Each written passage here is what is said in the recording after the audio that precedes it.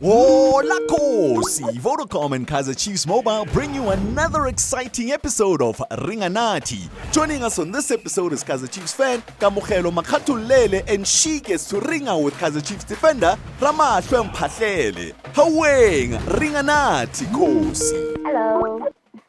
Hi, Kamo. So- How are you? I'm good, and how are you? I'm fine. Thanks for asking. Awesome. So I actually wanted to know that I heard that you're from your surname is the same as the village where you come from. So I was kind of wondering Yes, if yes. are you from like a royal family, because I think that's how it works with Limpopo people. Are you from Limpopo? I am not from Limpopo, but I know a little Okay. bit about Limpopo. Where are you So from? yeah, I'm from Gauteng. Is it? Where in Gauteng? Yeah, in the East End, a small township I called stay in the Tutuza. east. I stay in the eastern. Really? Yes. Ah, Yeah, I know but Tutuza no, very no, well. Yeah. you know it. Yeah. Hey, that's the thing. Yeah, I know People Tutuza. don't people really don't know Tutuza that much. Like every time I say I'm from Tutuza, like where is Tutuza? So I need to explain. No, it's close to Springs, and Yeah. everything like that. Yeah, so I'm happy that you Next know to Tutuza. I don't have to explain myself. ne- next to Yeah. Takane and okay. No, I also stay in the east, so I'm familiar with the Tutuza. Oh yeah, me. Back to your question. I'm from Mphahlele, and my surname is Mphahlele. Yes, my family used to be part of the royalty back then. You know, when my grandfather was still alive, and the whole culture and tradition was still taken seriously. So nowadays, like obviously when we were young, and then we realized that okay, this is where we are as a family, but there was a lot of like conflicts within the people in the village, and so basically we just decided no, it's fine, and let other people run with it, and there's other people in that village who are also Mpahlele that are doing the job of leading the whole pack and the village, and obviously there's a chief, and then there's the one who assists the chief. So it's a little bit complicated because it comes from back in the days, but we are not involved in the chieftaincy. Oh, okay, cool. So Yeah. I actually also wanted to know, Hori, where did your career start from where you are today? Yeah, how did Yeah, you wow. come? Because since you're from the village, how did you become the Yeah, professional player yeah. you are today? Coming from the village is like back in the days was always gonna be difficult to make it professional. But I remember this day because I was sitting with my mom. We were listening to radio back then. We didn't have TV at home, so we'd listen to like a sports news on radio, and then there was a school that was opening the following year in Teflop, and they were calling it Teflop Sports School of Excellence. And then and then I'm sitting there with my mom. My mom's like, "Don't you want to try it out?" I'm like, "Yeah, I would love to try it out." And then they said the number on the radio. My mom wrote them down and then called the school. They're like, "No, yeah, everybody can come. Obviously, we're gonna go through trials and stuff." So yeah, I went. I think it was in January 2002, and then we went to this academy, and there's a lot of boys. I remember the first day we got there was like hundreds and hundreds of young boys like me wanting to play football. And yeah, fortunately there was no trials. You just have to pay the tuition, you have to pay for your accommodation and find yourself school, and then there will be coaches coaching you. We had a hostel where we stayed, and they provided food, accommodation, and everything. So yeah, from there, and then we were playing a friendly game in the academy in Teflop, and then Super Sports United came. They were obviously looking for young players they can recruit into. They were starting the new academy. So I played in that game, and I was selected as one of the 5 players from our academy.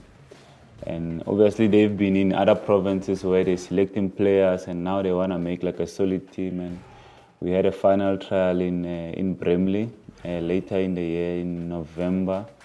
And like there was really good players there. That's where the likes of Kemi Erasmus was there, Tato Mukeke was there, Kamogelo Mukojo was there, Masubusani Zongo, all these players, like, you know.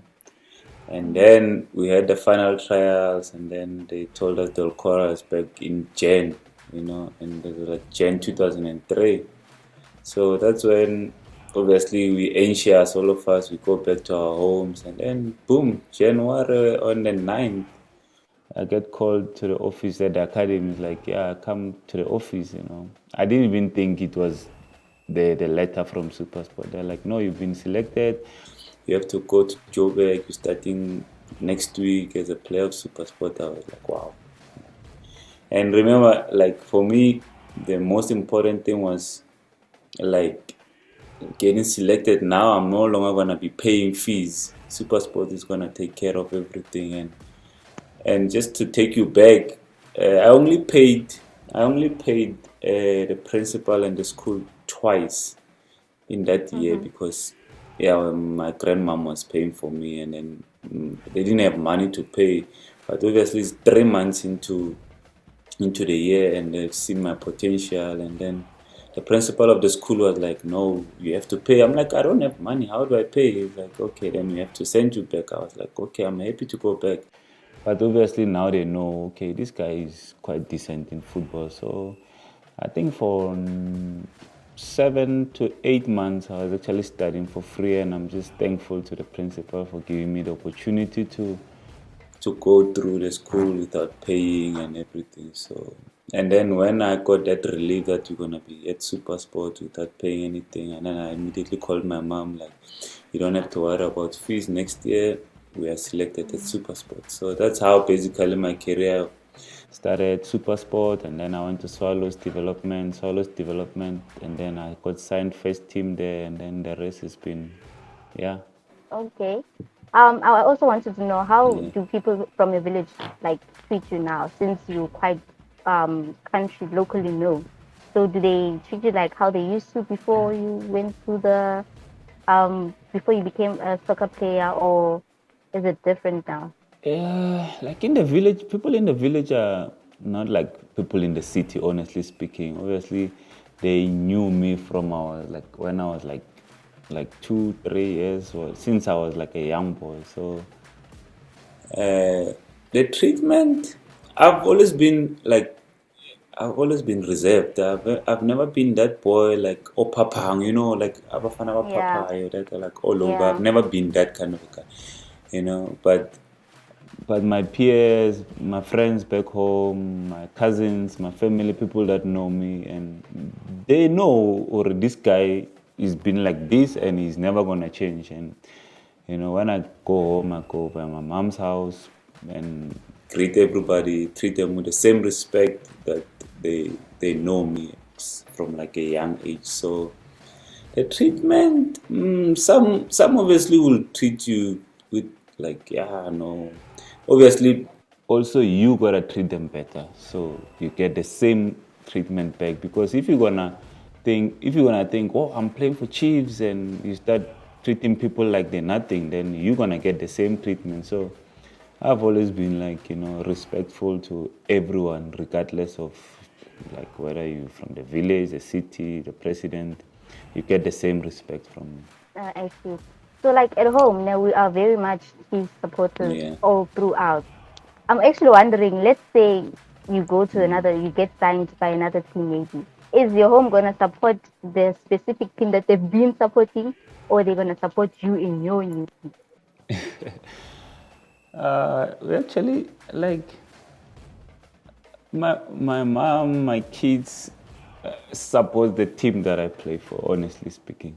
They've got their teams that they support from before I started becoming a professional player, but they know if they were supporting, for instance, Free State Stars or Black Leopard, whatever the case might be, and Black Leopard is playing against Chiefs, they support where I'm playing at that moment. So it's the whole family, like your family, because when I grew up, my family was like, the others were supporting Pirates, others were supporting Chiefs, others were supporting Solos. So when like Chiefs beats Pirates in the derby, at home it's not nice. Yeah, there's like Yeah. a lot of silent tension, and But we Yeah. knew when Pirates wins, and then if the breadwinner is a Pirate fan, then we all eat. But if it's not a Pirate fan, we don't eat. So yeah, I'm glad you guys support one team, and yeah. Last question.